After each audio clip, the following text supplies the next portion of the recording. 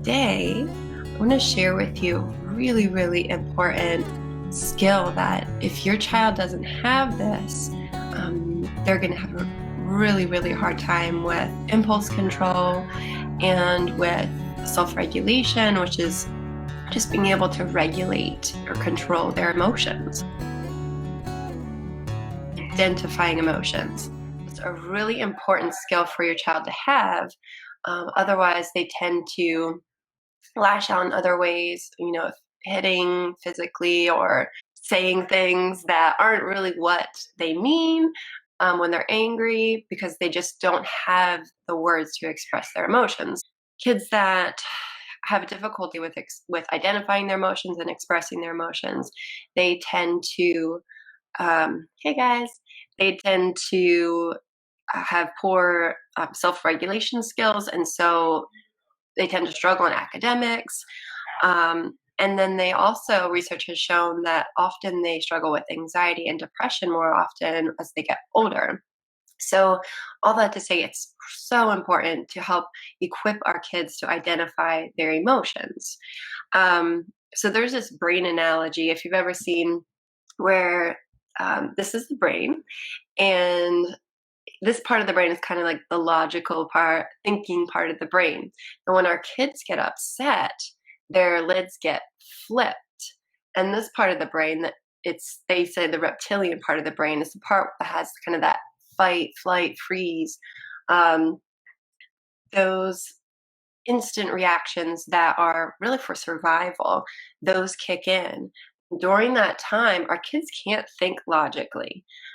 They If you're trying to talk like, oh, there's no reason to be upset, that's not going to help. That's going to increase that fight, flight, freeze, fright, all those survival responses. But research has shown that when you help a kid identify their emotions, that can help turn back on their logical part of their brain and help to begin that calming down and that self-regulation process, basically. So, um, so identifying the emotions also help kids feel it. It just makes that big feeling inside of them feel less scary and less overwhelming because there's you put it in a box a little bit. It's not this big like, what is this weird feeling inside of me? So, and again, it can bring back that logical part of the brain back online to help them with self-regulation. So I encourage you to talk to your kids about emotions, and of course I'm going to give you some music experiences that you can do. With my kids, I love this book we've been using a lot. Of course, I get everything on Amazon, so I got this on Amazon, and it has all different emotions. It has happy, it has excited, but also has things like frustrated or grumpy. And then on the back, the really awesome part about this is you want to help your kids solve their own problems. You don't want to always solve it for them. So this gives them some tools. Initially, you're going to support them and you're going to teach them how to use this kind of tool, things like this. But this helps give them choices, which is so important for self-regulation and for impulse control, and helps give them problem-solving abilities. So here it has, when you're frustrated, you could try writing about it, drawing a picture, talking with an adult, talking with a friend, listening to music, or exercising. And so I will have, after I help my kiddos calm down a bit, get that logical part back online, um, I always help identify the emotion. It looks like you're feeling frustrated. What's something you could do when you feel frustrated? And my one kiddo, he almost always chooses to draw a picture. And by the time he gets his crayons out and his paper, I have like a calm down basket that has all sorts of things in it. By the time he gets all his stuff out, he always, so hilarious. He always says, I feel better already. And I didn't even draw yet. So just helping them, giving them those coping skills, those tools to be able to identify the emotion by at first giving them that language. But but then giving them strategies of how to handle that. So that's just one non-musical way, but you can incorporate that, um, any day, and also you can incorporate that um, in with some of these music experiences as well. So let's get to the music part. Have you ever just sat down and made music with your child? That's what I'm going to encourage you to do today. We call it improvisation, and it's just making up music in the moment. And there's no wrong way to do it. I want to share with you this super cute example. Sometimes my kids and I will just improvise. Of course, I play the piano in this and give some structure, but you can just play a drum. You can tap on the ground and make a steady beat. Anything that gives some like grounding context to make some kind of structure. So even if it's just a straight something that gives some kind of beat to create a song. And there, again, there's no wrong way to do it. So I could have done that in this example, but I played piano. So this is my kiddo, one of them. I don't know if you can hear that. I want more ice cream on this hot day, 'cause it's spring. It was December, but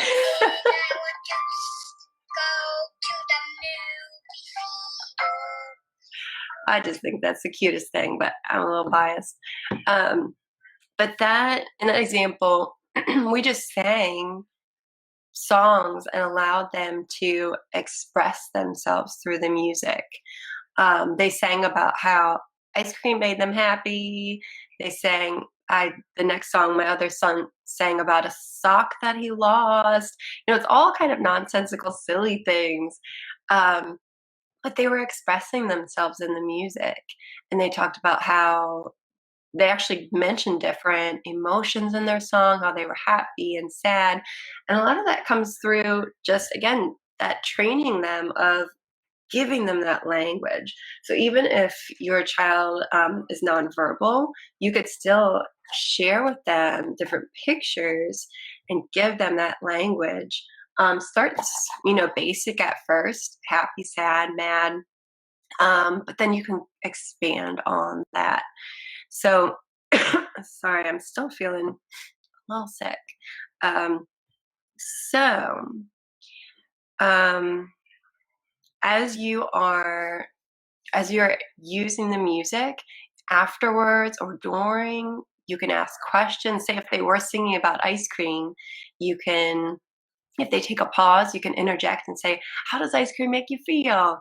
And just working just so naturally. Music naturally allows us to play and talk about emotions, because music is not just sound, it makes us feel a certain way.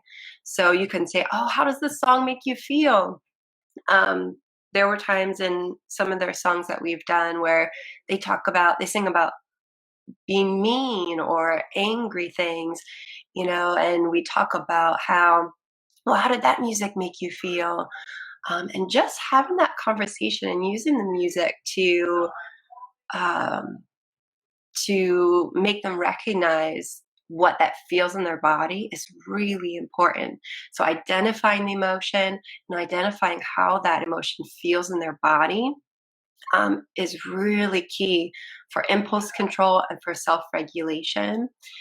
If you have older kids, or even, I mean, I think I could do this with my 5-year-olds. I'd say any, well, your kid, if this would work with them. If you're listening to songs on the radio, so you're driving the car, after a song, you can ask them, you can like, did the singer sound, how did the singer sound? Did they sound sad? Did they sound angry? And just, again, eliciting that conversation through the music. Music is a great conversation starter. So you can do that. It helps to expand comprehension when you could ask, well, if they say the singer sounded angry, why do you think the singer was so angry? So you're working on WH questions. Um, and it could also kind of help to bridge to them, say if the singer was sad about a certain, like, oh, well, their friend left. Have you ever felt sad when your friend left? Again, it just allows you to have conversations about emotions, which is something that sometimes we don't think about to do, but we need that to be fully self-regulated adults eventually. So I encourage you to improvise some music and just make up music in the moment, and then have conversations about how did that music feel in your body, what or you can even pick, like, let's make a happy song, let's make a sad song, um, and then talk about it. Oh, when you were happy, I noticed you played really fast, or you played really loud. Does your body feel fast when you're excited? Again, just talking about it, and relating it to the music that you played. So improvise and then listen to music if you're listening to it on the radio or at home, and then allow your conversations to talk about the music, about what the singer's feeling, and then relate it to situations, that your child's had. Have you ever felt sad like that? And have those really important conversations where you are talking, heart to heart, and just listening to each other. And you can even share some of your experiences of when you were sad or angry and help to normalize those emotions. That's also really important, that our kids know that that sadness is normal, that grief is normal, that when we get really excited, our body feels excited. That's normal. And once they understand that those emotions are normal, then they can express them in a safer way. But if any questions pop up in your mind as you're making music, then please feel free to share, because if you have a question, then I'm sure some other people are thinking the same things. Tomorrow, I'm going to give you some really simple and fun musical games to play with your child to help strengthen impulse control and self regulation.